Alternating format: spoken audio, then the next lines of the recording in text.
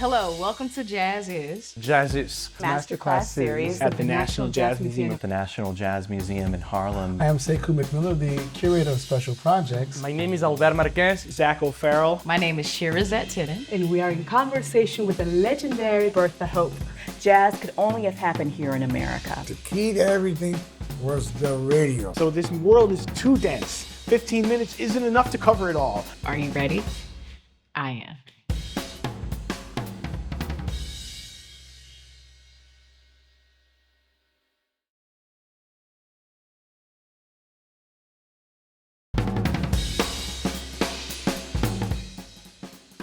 And then it all started from there, what you would call then the golden era of Mambo. At this place, you had everybody who was anybody and everybody who was everybody was there. Welcome back to the Jazz Is MasterClass series here at the National Jazz Museum in Harlem. I am Sekou McMiller, and we are in the middle of a conversation discussing the jazz history tree, and in particular, Afro-Latin jazz dance. So here in part two, we're just going to discuss the golden era of Mambo. So our previous episode, we spoke about Cuba and Harlem and their beginnings of like talking to each other, both musically and movement-wise, dance-wise. So there was so much happening in Harlem, and it was jumping, always was jumping since the early the 20th century and through today, currently. So at that time, like in the 40s, the 50s, the Savoy Ballroom was like in its like heyday. It was like just really jumping. So it had like a lot of dance going on there, not just swing, but also on Monday nights they had their Monday Night Mambo contest. There's so many amazing pictures out there of the winners of those contests and videos, and sometimes people mistake them for another place that we're going to talk about very soon, but these were all in the Savoy Ballroom. It was an integrated space. So Blacks and Latinos and Jewish and Irish people were all there dancing. But also throughout the city, there were other ballrooms. But most of those ballrooms, especially south of, I don't know, it's 110th Street or south of the park or like around the park, Central Park that is, it was all segregated. So integration wasn't there. So these ballrooms were all whites, or were whites only, like in Midtown, New York. There was a ballroom that would soon become famous for Mambo. The owner of the ballroom was being pressured by one of the promoters to bring down this Afro-Latin jazz band. This Afro-Latin jazz band happened to be the godfather of Afro-Latin jazz, what people consider Machito. Machito and his Afro-Cubans with musical director Mario Bausa. They would play in Harlem all the time, and when they did, the clubs would be jumping, especially the Savoy Ballroom. So he took a trip up to Harlem and saw Machito's band and was blown away by the place, because not only was it packed and like full of energy and jumping with African Americans and Latinos, but then he saw all of his patrons also there. So you had what he would normally see in his club, plus this whole other cycle of energy, and then this amazing band that was jumping, and he's, I need this in my ballroom. And so the story goes that Machito said he would not play at a club that he couldn't walk through the front door of, and that his people also couldn't walk through the front door and enjoy his music.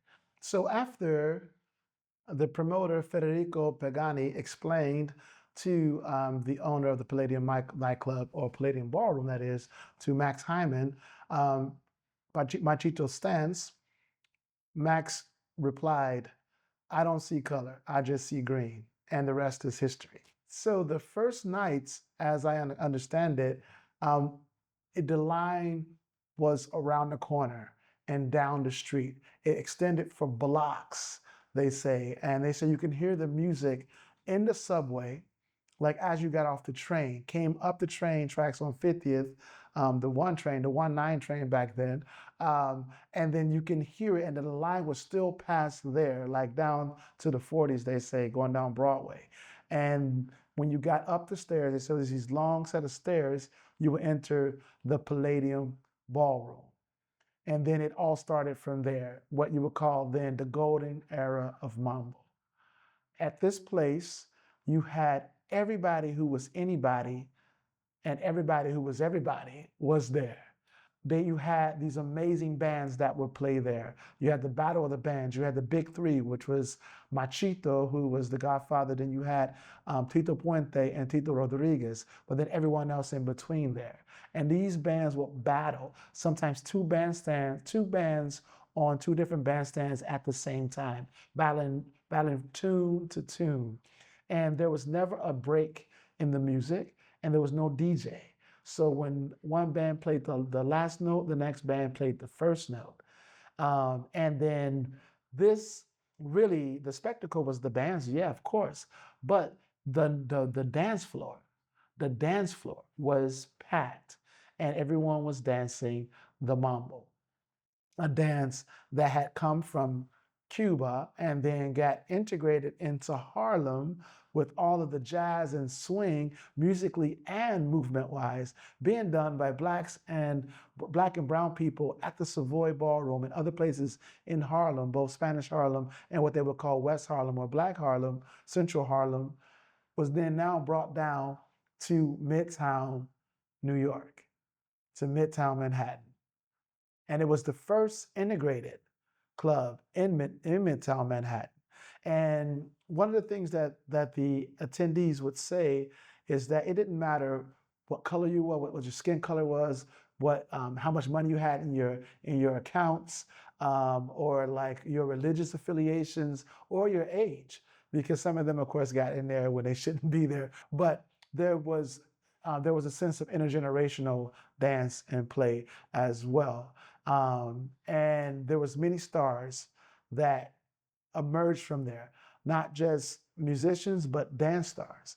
Like you had people like Cuban Pete, also one of my really good buddies who's still alive right now and still here with us, Sonny Allen, and some others that I recently got a chance to interview, like Jimmy Monk Evans, and then you had Millie Donay. So there was like Italian, Irish, Cuban, Puerto Rican, Black, just everyone was there dancing and having a great time. During a dance that could not have happened without Afro-Cubans. That could not have happened without African Americans. Like the music couldn't have happened. That could have only happened in Harlem, or else it would have happened somewhere else. The advent of pulling in the jazz music, the jazz improvisation, and then that Afro-Cuban rhythm, and then bringing those dances as well, bringing that dances from Cuba into New York City, and then combining it with what was happening in New York City with swing and with tap and with that improvisation and the partnering dances created this entirely new style of movement, and it was the Mambo craze. And they call it the golden era of Mambo for a reason, because it hasn't been a movement like that in forever, but it never died. And so in our next chapter, we'll talk about what happens next after the Palladium.